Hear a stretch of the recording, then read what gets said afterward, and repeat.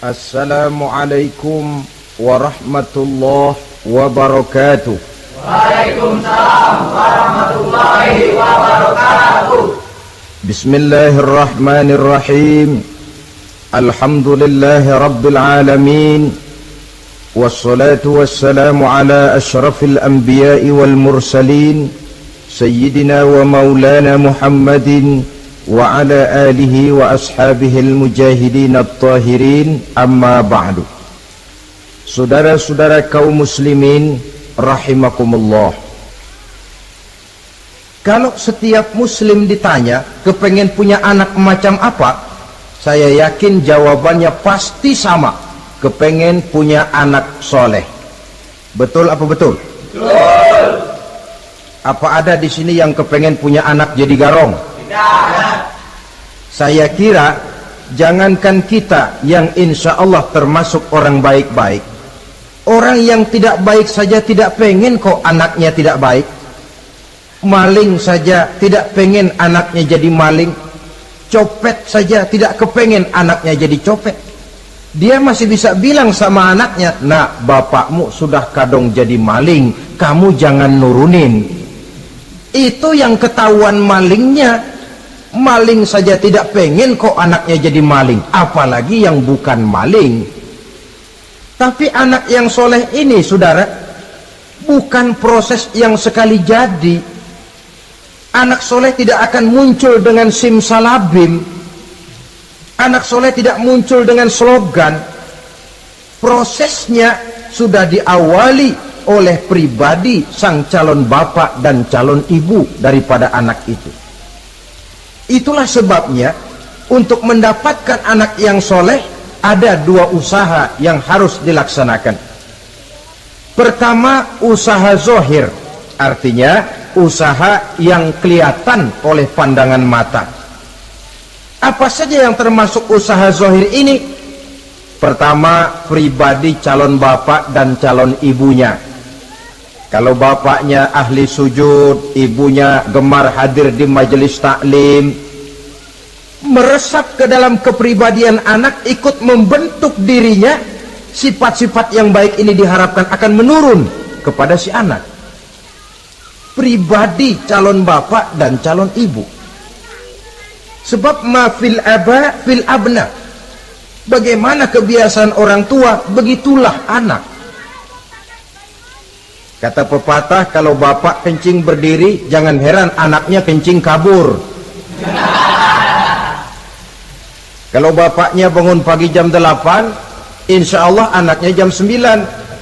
Jangan berharap anak mau sholat subuh. Kenapa? Bapaknya kasih contoh macam itu. Lalu suasana di rumah tangga, termasuk yang dimakan, yang diminum, termasuk pakaian kedua orang tuanya, ikut membentuk proses anak yang soleh ini. Kita kan tahu Rasulullah Shallallahu Alaihi Wasallam bersabda di dalam hadisnya, "Inna ahadakum yujma'u khalquhu fi batni ummihi arba'ina yawman nutfah." Tiap kamu diciptakan Allah dalam rahim ibunya itu 40 hari nutfah. Nutfah itu maaf air kotor yang kalau ketemu di jalan kita jijik, dijual juga nggak laku, tapi kita berasal dari situ. Dan itu dihasilkan dari saripati makanan yang dimakan oleh sang calon bapak, sang calon ibu. Kalau calon ibu dan calon bapak senang memakan makanan yang haram, senang meminum minuman yang haram, maka itu akan melahirkan saripati makanan yang membentuk sperma yang dihasilkan dari makanan-makanan haram. Itu pun akan ada pengaruhnya dalam proses pembentukan anak yang soleh. Saya dulu berpikir, kenapa Islam ini kok kelihatannya sedikit-sedikit mesti ada doanya. Orang mau makan ada doanya, orang mau berpakaian ada doanya, berdiri di muka cermin berkaca ada doanya, sampai seorang istri mau bergaul dengan suaminya ada doanya. Pemikiran ini terjawab setelah saya telaah dan menemukan di dalam kitab Ihya-nya Imam Al-Ghazali. Diceritakan di sana bahwa iblis yang tugasnya menggoda orang-orang kafir badannya gendut-gendut, sedangkan iblis yang tugasnya menggoda orang Islam badannya kurus, krempeng, ceking kayak morfinis. Satu hari ketemu di jalan karena satu profesi, ngobrol. Ini iblis yang tugasnya menggoda orang kafir bertanya kepada iblis yang tugasnya menggoda orang Islam, badanmu kenapa kurus macam begitu? Kata yang menggoda orang Islam, bagaimana saya tidak mau kurus? Saya ini ditugaskan menggoda orang-orang Islam. Orang Islam itu kalau dia mau minum dia baca bismillah. Bismillah racun, saya nggak bisa ikut minum. Dia mau makan baca bismillah. Bismillah racun lagi, saya nggak bisa ikut makan. Dia mau tidur tarik selimut, dia baca bismika Allahumma ahya wa amut, racun lagi aja. Saya nggak bisa tidur di selimut, terpaksa tidur di emper, mana keanginan. Dia mau bergaul sama istrinya, dia baca Allahumma jannibna syaitan wa jannibi syaitan fima razaqtana, racun lagi. Saya nggak bisa bantuin, cuma ngeliatin dari jauhan. Bagaimana nggak kurus makan hati? Kata iblis yang badannya gendut-gendut, untung benar saya menggoda orang kafir yang nggak ada bacaan apa-apanya. Dia makan, saya ikut makan. Dia minum, saya ikut minum. Dia tidur di selimut empuk, saya masuk ke dalamnya. Dia bergaul sama istrinya, dikit-dikit saya bantuin. Allah Karim, ini maaflah kalau sudah dibantuin iblis ini, jangan heran anak jadi sangar nantinya. Jadi sejak proses produksi awal, Islam sudah mengajarkan hal yang sedemikian rupa. Pribadi calon ibu bapaknya baik, makanan, minuman, dan pakaian terdiri dari yang halal. Suasana beragama kelihatan di rumah tangga. Ibu ahli sujud, bapak ahli sujud. Ini termasuk proses usaha yang zahir dari orang tua yang menginginkan anak yang soleh. Sampai terjadi proses kehamilan. Proses kehamilan itu kata Nabi 40 hari yang pertama nutfah, 40 hari yang kedua alaqah, 40 hari yang ketiga mudghah. Mudghah itu embrio, cikal bakal bayi. Setelah proses 3 kali 40 hari itu, barulah ditiupkan ruh ke dalam rahim sang ibu. 120 hari atau 4 bulan, perempuan yang hamil itu baru terasa perutnya bergerak-gerak. Ini berdasarkan pengalaman perempuan. Saya sendiri kebetulan alhamdulillah belum pernah hamil.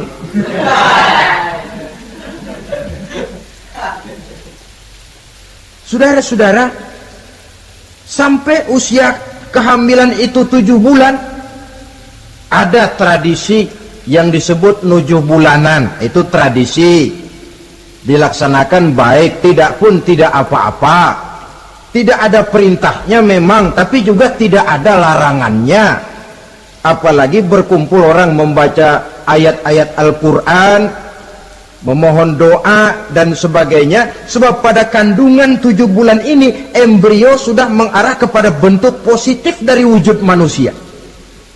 Di situ dibacakan surah Yusuf, surah Maryam, surah Tabarak, surah Waqi'ah, tafaul namanya, mengundang rasa optimis supaya membawa keberkahan kepada pribadi sang calon anak yang nanti akan lahir ini. Tapi jangan lupa orang tuanya mulai dengan soleh dulu. Jangan orang tuanya nggak mau sujud, nggak mau ibadah, istrinya hamil dibacain surah Yusuf supaya anaknya cakep kayak Nabi Yusuf. Begitu keluar anaknya kepalanya segi 4 kayak kaleng kerupuk. Apa surah Yusuf yang salah? tentu saja orang tuanya yang tidak memulai kesolehan itu sendiri.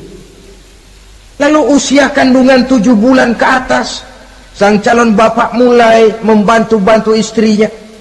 Kalau malam diusapi perut istrinya yang sedang hamil berat itu, sambil dibacakan surah Al-Insyirah, ya ngusap-ngusap sayang, bukan ngusap gemes.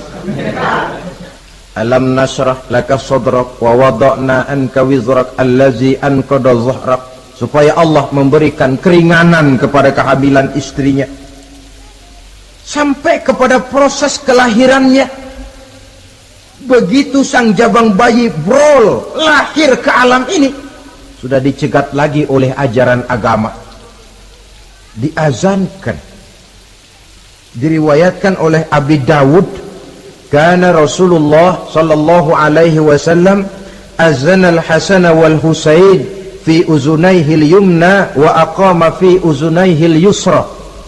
Adalah Rasul mengazankan cucunya Hasan dan Husain di telinga kanan, mengkomatkan di telinga kiri. Bayi muslim lahir ke dunia dicegat dengan suara azan. Apa sebab? Bayi yang baru lahir ke dunia ini ibarat kaset kosong. Kalau kaset kosong dipakai merekam, daya rekamnya kuat. Maka bayi yang baru lahir ini, sebelum sempat dia dengar cintaku sedalam lautan Atlantik, belum sempat dia dengar gelas-gelas kaca, belum sempat dia dengar tembok derita,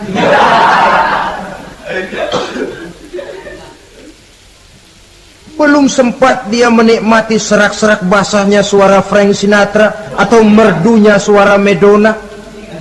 Rekaman pertama yang masuk lafzul jalalah, Allahu Akbar, Allahu Akbar. Belum sempat dia dengar yang lain. Keagungan Allah yang didengarnya. Kaset kosong diisi dengan rekaman pertama berupa lafzul jalalah.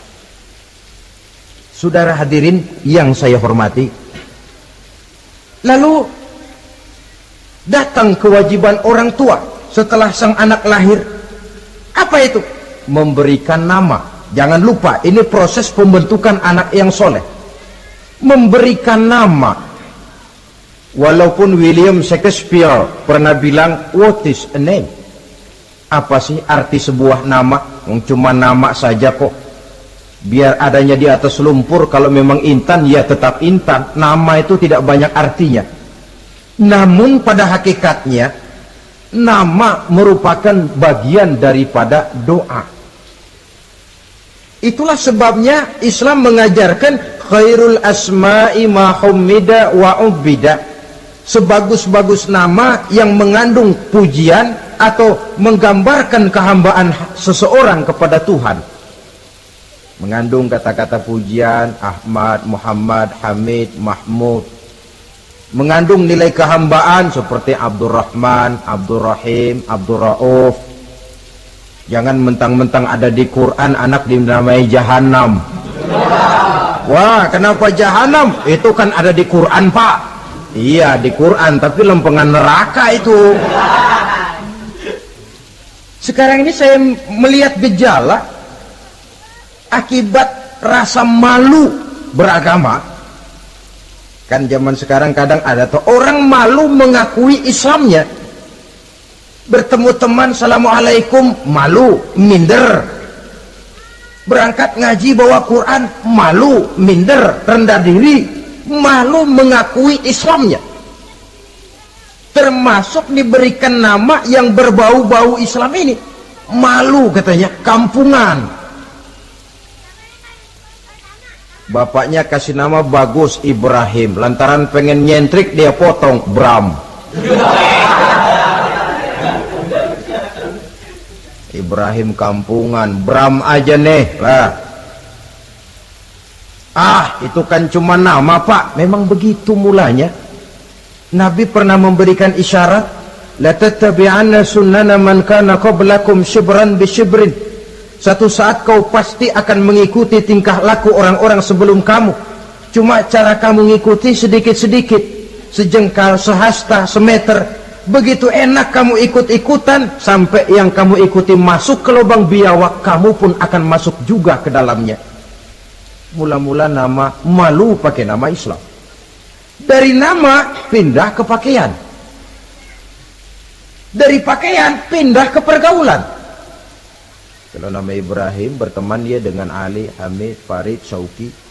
Sudah pakai nama Bram, masa Bram temennya soleh, nggak nyetel Kalau Bram kan temennya si Bleki. Nah, kalau sudah pindah ke pergaulan, yang saya khawatir pindah agama tidak terasa. Pindah agama tidak lagi terasa. Ini yang kita khawatir. Itulah sebabnya membudayakan nama yang baik ini perlu kita pelihara. Nama sebagian daripada doa. Tatkala orang tua memanggil kita dengan nama yang baik, sudah merupakan doa agar anaknya jadi orang baik-baik. Saudara hadirin yang saya hormati, setelah memberikan nama yang baik, kewajiban berikutnya dari orang tua muslim ialah wa ayyu'adzibahu, kata Nabi, memberikan pendidikan. Sebab nama yang baik tidak akan banyak menolong kalau tidak diiringi dengan pendidikan. Nama saja Muhammad Mukmin, kerjaan ngadu ayam.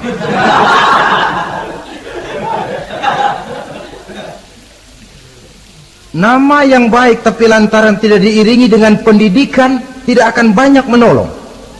Nah, pendidikan ini dari mana dimulai? Dari rumah tangga. Al-bait madrasatul ula. Rumah tangga adalah sekolah yang pertama. Belum lagi anak kenal TK, ibtidaiyah, sanawiyah. Yang dia kenal adalah rumah tangganya. Gurunya adalah ibu bapaknya.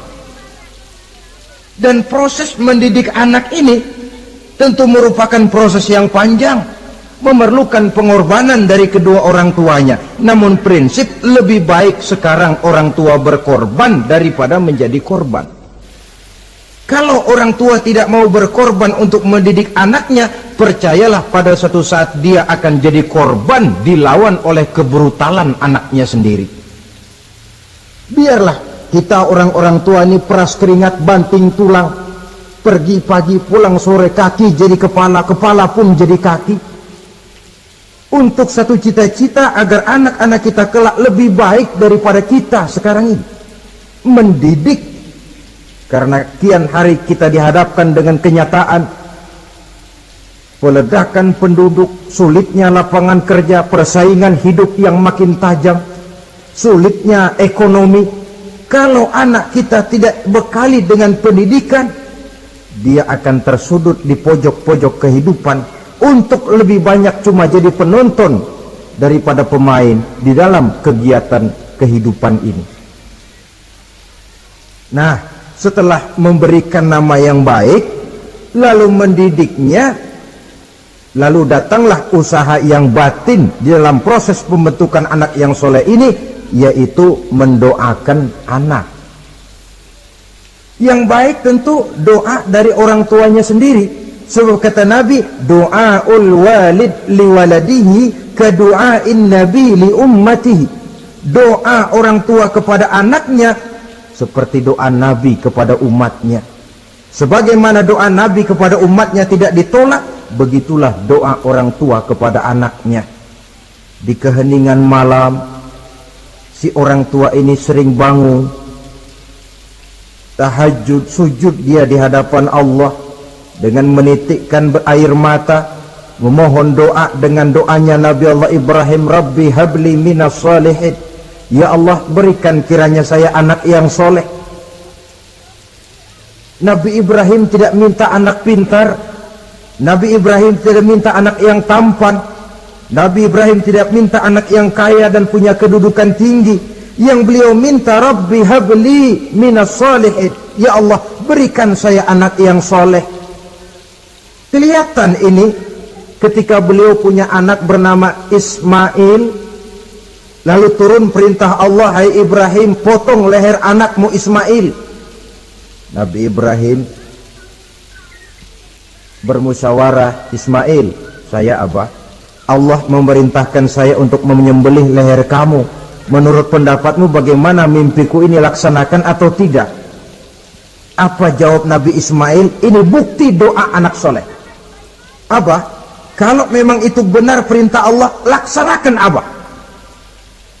Ya abati fa'al ma tu'mar, satajiduni insyaallah minas sabirin. Kalau memang itu perintah Allah, Abah, laksanakan, potong leher saya. Anak soleh. Kalau cuma anak pinter tapi nggak soleh, mungkin jawabannya nggak begitu. Nah, bapak disuruh Allah menjembelih leher kamu. Bagaimana nak, laksanakan jangan. Mungkin dia akan jawab, kenapa saya bapak aja potong yang udah tuaan.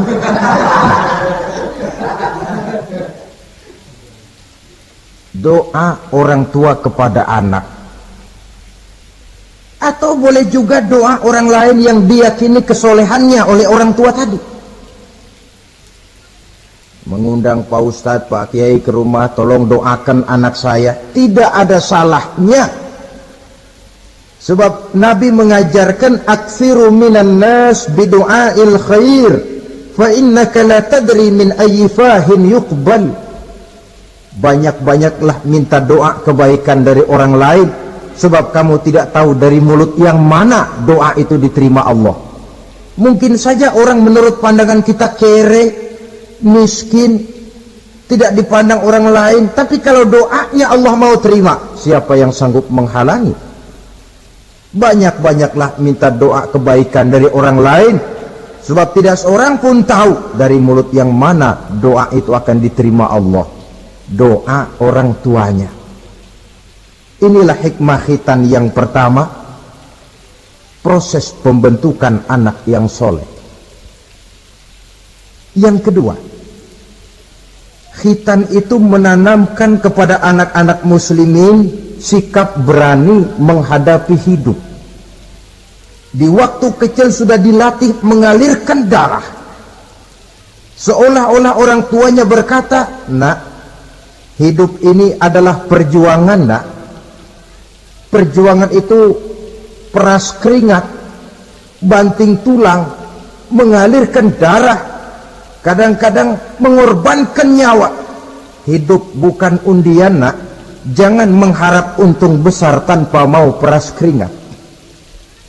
Berani hidup artinya berani menghadapi segala resiko yang ada di dalam hidup. Di zaman sekarang banyak orang yang takut menghadapi hidup. Pakaian mau bagus, makan mau enak, hidup mau terpandang dan dihargai orang, tapi kerja keras tidak mau. Paling-paling istilah orang maunya cuman hardolin. Hardolin itu bahasa Jerman, artinya dahar modal ulin. Santai. Ini kan takut menghadapi hidup, atau melihat bahwa stres hidup begitu tinggi, lalu mengundi-ngundi hidup.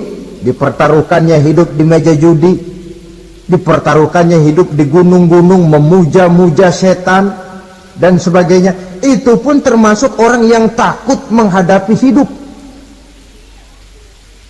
tidak berani menghadapi resiko yang ada di dalamnya. Cuma khayal saja membumbung tinggi, tapi keberanian untuk bekerja keras tidak ada.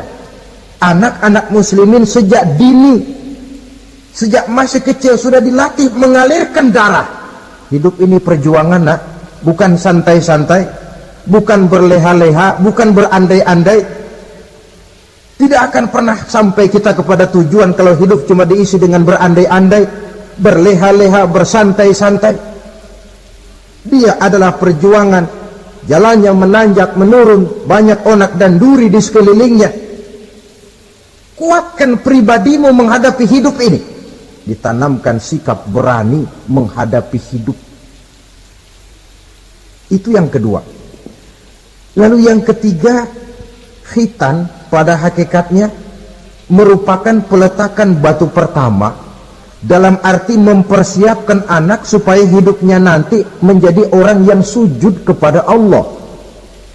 Secara tidak langsung orang tuanya seolah-olah berkata, nak, kamu dikhitan sekarang supaya nanti kamu bisa istinja, nak. Kalau kamu sudah bisa istinja, kamu bisa berwudu. Kalau wudumu sah, kamu bisa sholat. Peletakan batu pertamanya lewat khitan. Jadi kalau sudah dikhitan lalu dianggap selesai, sholat tidak diajarkan, wudu tidak diajarkan, ya sama saja dengan membangun rumah. Setelah peletakan batu pertama lalu tidak dilanjutkan dengan membangun yang lain, alang-alang yang bakal tumbuh. Sebab dalam realitanya nanti bukan cuma tubuh kita yang dikhitan, harta kita nanti dikhitan. Cuma khitan harta namanya zakat, infak, sodakoh. Itu kan harta dikhitan supaya bersih. Khitan juga namanya. Karenanya mengkhitan anak, mempersiapkan anak agar menjadi hamba Allah yang sesungguhnya, menjadi manusia yang sujud kepada Allah Tuhannya. Itu merupakan prakondisi ke arah pembentukan manusia yang kelak akan sujud kepada Allah Rabbul Jalil. Peletakan batu pertama mempersiapkan anak untuk hidup melaksanakan ibadah, dan ini tujuan hidup. Allah jelaskan, wa ma khalaqtul jinna wal insa illa liya'budun. Aku tidak ciptakan jin dan manusia melainkan untuk beribadah kepadaku. Masalah paling pokok bukan bertanya mengapa kita diciptakan oleh Allah, karena kita memang sudah ada. Masalah paling pokoknya ialah untuk apa kita diciptakan oleh Allah.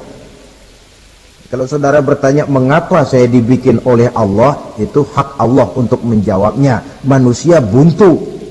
Sebab itu pertanyaan kita bukan mengapa kita diciptakan Allah, tetapi untuk apa kita diciptakan Allah. Yang bisa jawab tentu yang bikin manusia. Seperti juga kita tanya, Pak, untuk apa Bapak bikin bangku? Yang bisa jawab pasti ya yang bikin bangku toh. Sebagai pembikin, dia tentu lebih tahu untuk apa bangku itu dibikin. Untuk apa manusia diciptakan Allah? Jawabannya datang dari Allah. Wa ma khalaqtul jinna wal insa illa liya'budun. Aku tidak menciptakan jin dan manusia kecuali untuk melaksanakan ibadah kepadaku.